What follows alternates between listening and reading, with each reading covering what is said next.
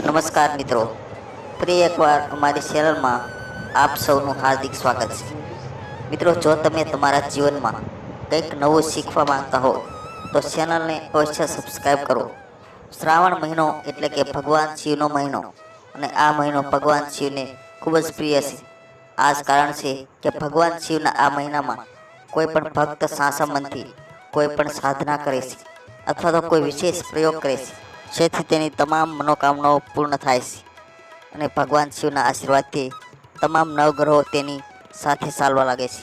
અને જે પણ નવગ્રહો તેની સાથે કૃપા કરે છે તેવા વ્યક્તિના જીવનમાં કોઈ દુર્ભાગ્ય ક્યારેય પણ આવી શકતું નથી. અને જ્યારે નવગ્રહ તેમની તરફેણ કરે છે ત્યારે ભગવાન શિવના આશીર્વાદ સાધક અથવા તો વ્યક્તિ પર પડે છે.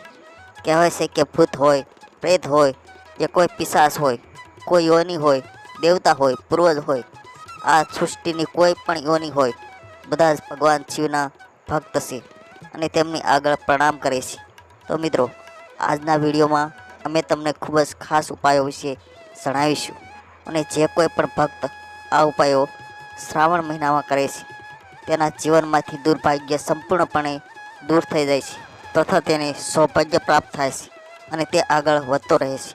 આજે તમારા જીવનમાં ગમે તેટલી પરેશાની આવે, ભગવાન શિવનો આ વિશેષ પ્રયોગ કરવાથી તમામ દુર્ભાગ્ય તેના મૂળમાંથી દૂર થઈ જાય છે અને સારા નસીબ શરૂ થાય છે. મિત્રો, આગળ વધતા પહેલાં તમને વિડીયો લાઈક કરવા વિનંતી છે.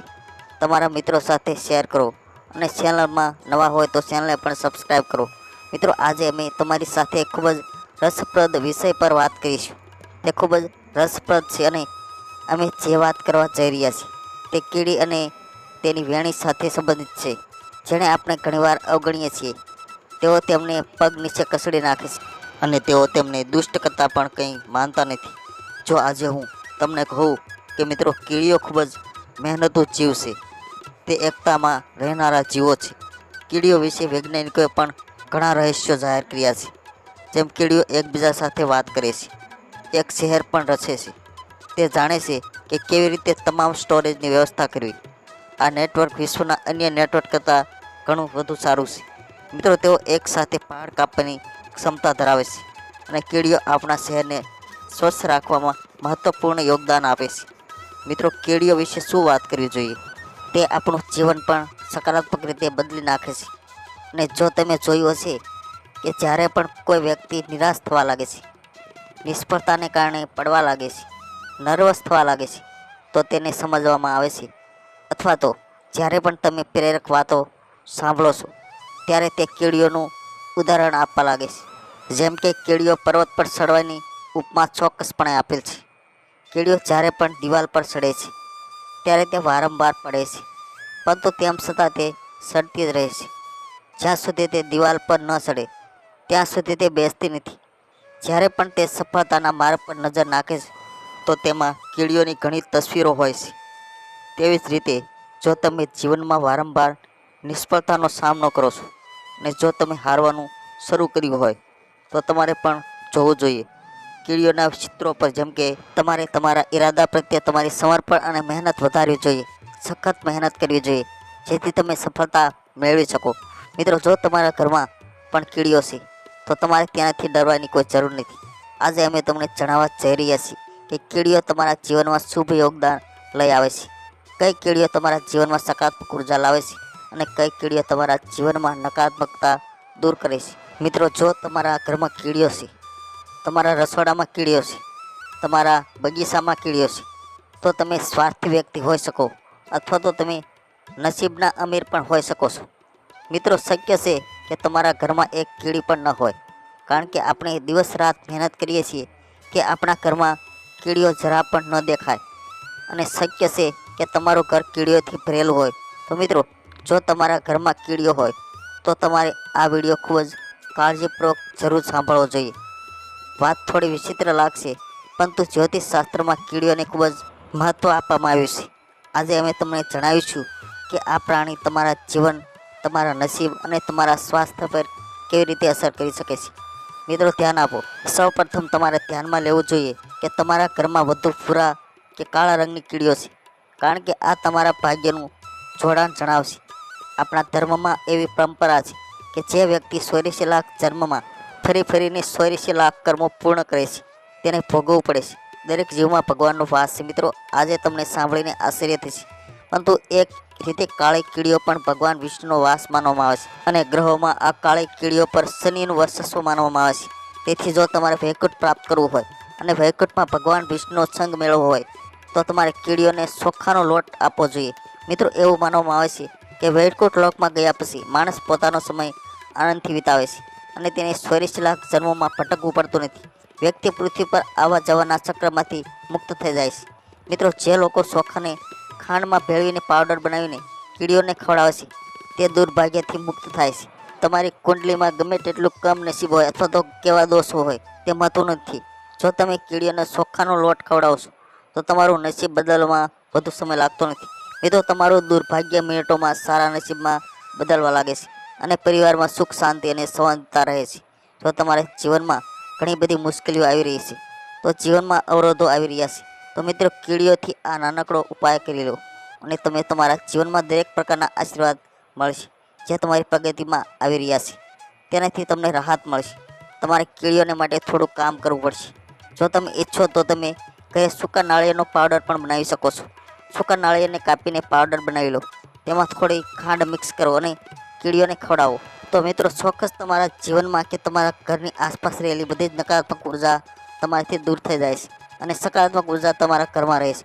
મિત્રો તમે જાતે જોશો કે જો તમે થોડા દિવસોમાં કીડીઓને લોટ નાખવાનું શરૂ કરશો તો તમારા ચહેરા પર ચમક વધી જશે. મિત્રો જો તમે બદામના પાવડરમાં ખાંડ ભેળવીને કીડીઓને ખવડાવો છો તો તમારી નોકરીની એક બાજુ સારી સંભાવનાઓ બનવા લાગે છે. જો કોઈ પણ સંજોગોમાં તમારી નોકરીમાં વારંવાર ફેરફાર થાય અથવા તો તમે લાંબા સમયથી નોકરી ન મળી હોય અથવા જો તમે નોકરી મળી હોય તો તે તમારી મુજબ ન મળી હોય તો બદામના પાવડરમાં થોડીક ખાંડ ભેળવીને કીડીઓને ખવડાવો. તમે જોશો કે જો તમે નોકરીમાં નથી પરંતુ બિઝનેસમેન છો તો તમારો બિઝનેસ પણ આગળ વધવા લાગે છે. જો તમારા પર કોઈ પ્રકારનું દેવું હોય તો તે પણ દૂર થઈ જાય છે. તમારે માત્ર બદામના પાવડરમાં ખાંડ મિક્સ કરીને કીડીઓને ખવડાવવી જોઈએ. મિત્રો ચાલો અમે તમને જણાવી દઈએ કે કીડીઓનો કયો રંગ તમારા જીવનમાં દુર્ભાગ્ય લાવે છે અને કીડીઓનો કયો રંગ તમારા જીવનમાં સૌભાગ્ય લાવે છે. અથવા જો તમે સપનામાં કીડીઓ જોવાનું શરૂ કરો છો તો તેનો શું અર્થ થાય છે. મિત્રો આપણે ગ્રહ દોષો, શનિ, રાહુ અને કેતુની વાત કરીએ તો આ બધાને આપણે પાપી ગ્રહો ગણીએ છીએ અને કીડીઓ આ બધા પાપ ગ્રહોને દૂર કરી શકે છે. જે લોકોનું પૃથ્વી તત્વ નબળું પડી ગયું હોય તેમને કીડીઓને લોટ ચોક્કસ આપવો જોઈએ.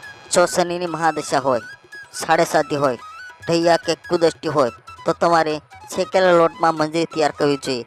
એ જ રીતે શેકેલા લોટમાં ખાંડ મિક્સ કરીને કીડીઓને ખવડાવવી જોઈએ.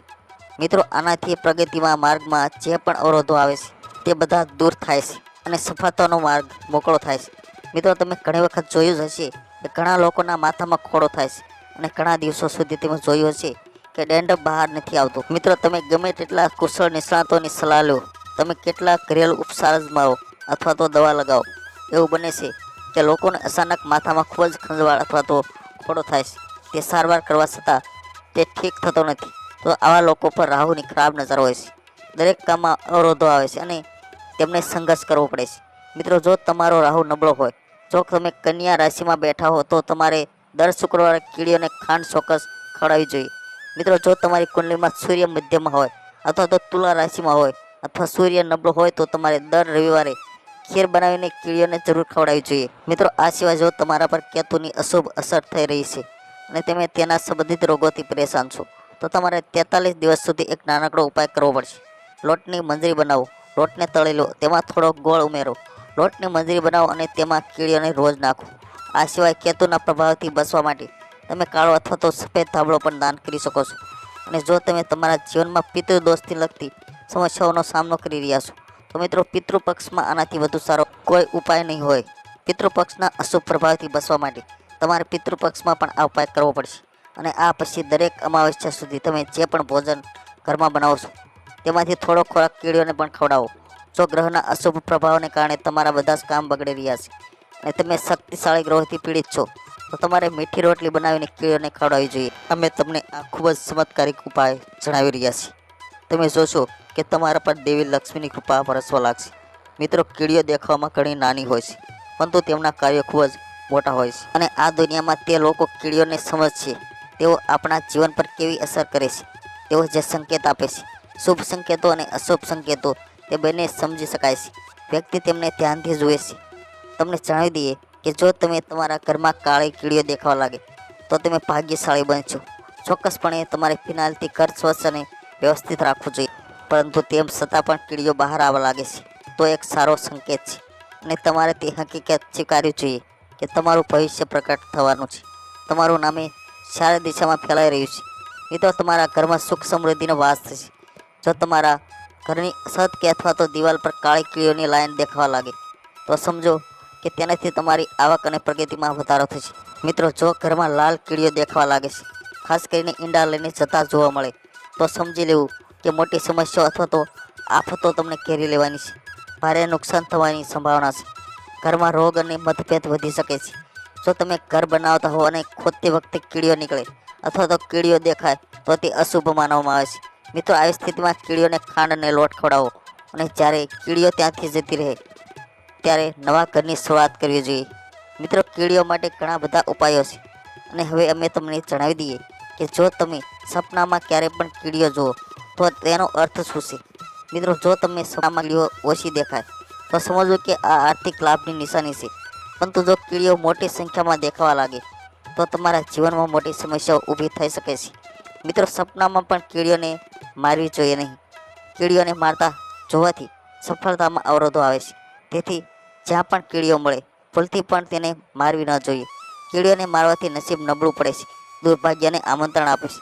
તો મિત્રો, હવે જો તમે તમારા ઘરમાં કીડીઓ જુઓ અથવા તો કોઈના ઘરે જાઓ અને ત્યાં કીડીઓ જુઓ છો તો તેમને કહો કે તેઓ ભાગ્યશાળી છે. તમારા ઘરમાં કીડીઓ જોઈને હવે તમે ટેન્શન નહીં આવે. કીડીઓને જોઈને તમે ખુશ થઈ શકો છો. અને હા, કૃપા કરીને આ માહિતી તમારા બધા જ મિત્રો અને પરિવારને જરૂર શેર કરજો, કારણ કે અમે ક્યારેય જાણતા નથી કે કયો વિડીયો ક્યારે કોઈનું જીવન બદલી નાખશે. કોઈ પણ રીતે આ ખૂબ જ રસપ્રદ માહિતી છે. તે ખૂબ જ રસપ્રદ છે, કારણ કે કીડીઓ સફળતા માટે ખૂબ જ ઉપયોગી છે. આપણે ઘણીવાર કીડીઓ વિશે ઘણા પ્રેરક અવતરણો સાંભળીએ છીએ. મિત્રો, જો તમને આ વિડીયો ગમ્યો હોય તો વિડીયોને લાઇક, શેર અને સબસ્ક્રાઈબ અવશ્ય કરી દેજો. છેલ્લે સુધી વિડીયોને જોવા બદલ આપ સૌનો ખૂબ ખૂબ આભાર.